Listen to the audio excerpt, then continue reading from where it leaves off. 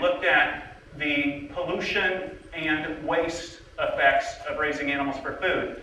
And they said on every environmental issue that's currently in discussion, eating meat is in the top 3 causes.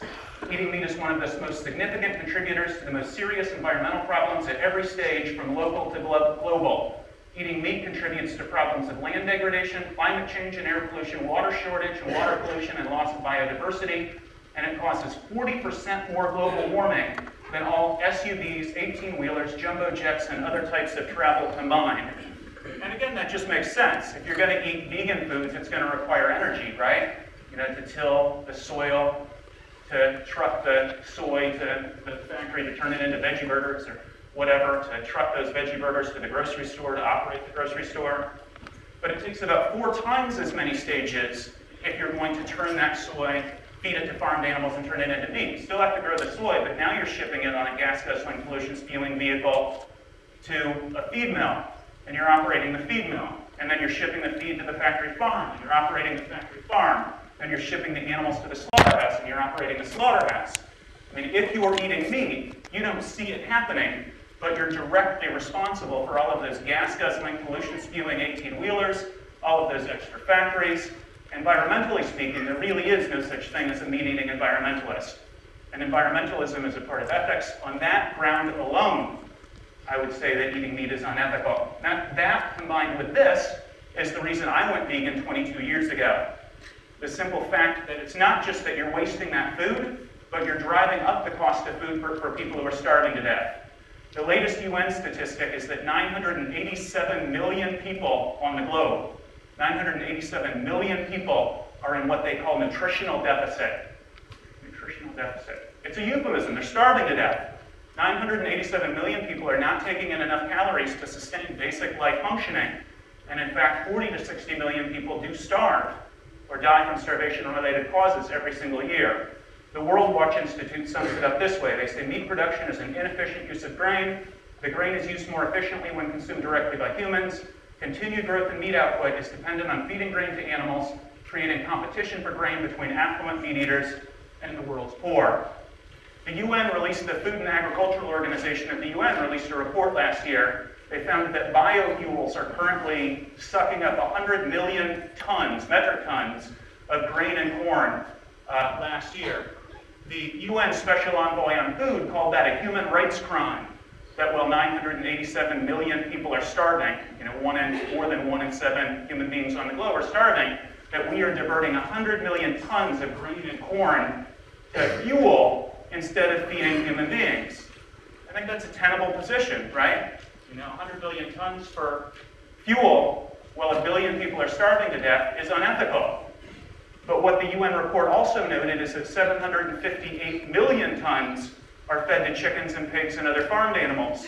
So if it's a human rights crime to divert corn and wheat to put it into fuel, isn't it 7.6 times as great a human rights crime to feed it to farmed animals so that rich people can eat farmed animals? But it's actually quite a bit worse than that, because that report didn't include the fact that 98% of the 220 million metric tons of soy are also fed to farmed animals. Almost all of the non-organic soy is fed to farmed animals, which is why Greenpeace unveiled this massive banner in the Amazon rainforest, because in the Amazon rainforest, they're chopping down the forest to grow soy to feed the chickens. They unveiled that banner. It says, KFC, Amazon criminal. So a second categorical imperative to say that eating meat is unethical, if you care about the environment or if you care about the global poor. This one speaks for itself. It's just to argue that you certainly don't need to eat meat. There might be some case to be made for eating meat if it was required for our health. The American Dietetic Association this year looked at all of the research that's been done, and they said vegetarians are healthier. We have a fraction of the heart disease rate, the #1 killer in this country. We have 40% lower cancer rates, the #2 killer in this country. We have much lower rates of diabetes, and vegans are about 1/10 as likely to be obese as meat eaters.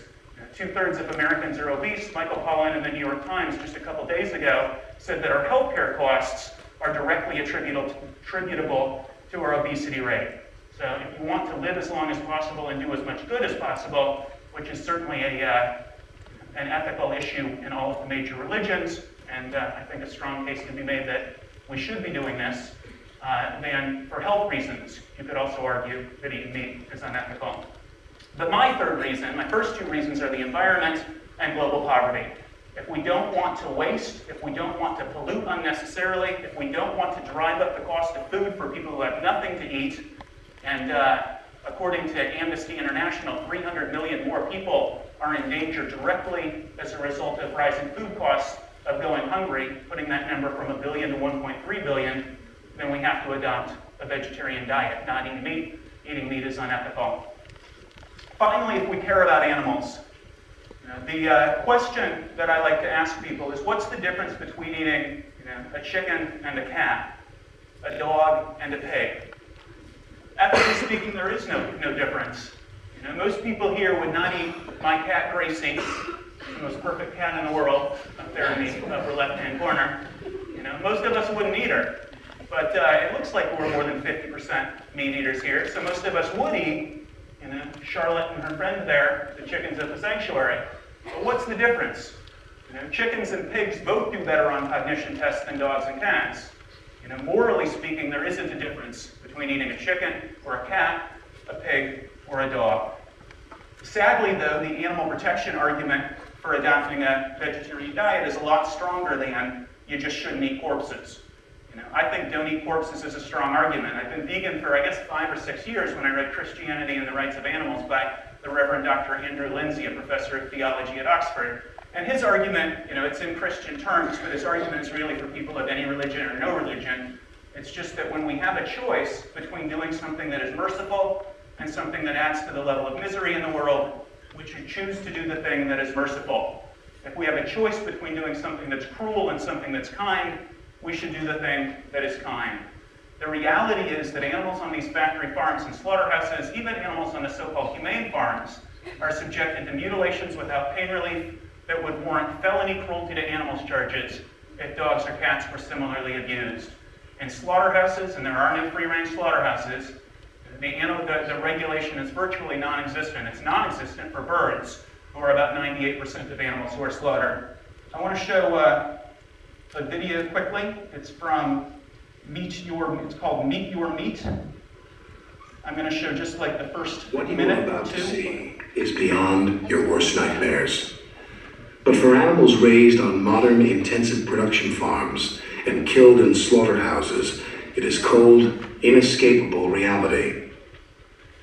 Once you see for yourself the routine cruelty involved in raising animals for food, you'll understand why millions of compassionate people have decided to leave meat off their plates for good.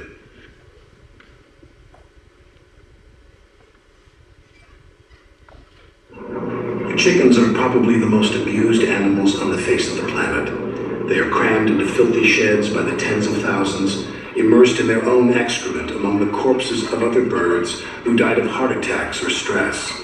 Some even... So you're getting the picture. The video is about 12 minutes long. If you eat meat especially, I would encourage you to check out the entire video. Everything that PETA does is not copyrighted. We're anti-copyright. It's about 12 minutes. You can download it at meetyourmeat.com on the web and show it to anybody who you want to show it to. But the essential question about animal protection, it seems to me, I like the way that Percy Bysshe Shelley, the poet, explained his vegetarianism. He said, I want no part of anything I can't write a pleasant poem about. I like that as a concept. I want no part of anything I can't write a pleasant poem about. All of us could take part in every aspect of getting vegan foods to the table. No moral qualms, right? Beans, grains, fruits, vegetables, no issues. We could take part in all of it. But none of us would want to chop the beak off a chicken or rip the testicles out of the scrotums of pigs, or certainly to slit animals' throats, right? None of us would want to spend 15 minutes watching what happens in a slaughterhouse, let alone working there. So where is the basic integrity in paying people to do things to animals that not only can we not do them, we don't even want to watch them. Most people don't even want to think about them. It seems to me that as a standard of ethics, everybody agrees that cruelty to animals is not okay, and yet each time we choose to eat chicken or pork or fish or cattle meat, each time we choose to eat these things, we are paying people to abuse animals in ways that would be felony level cruelty if dogs or cats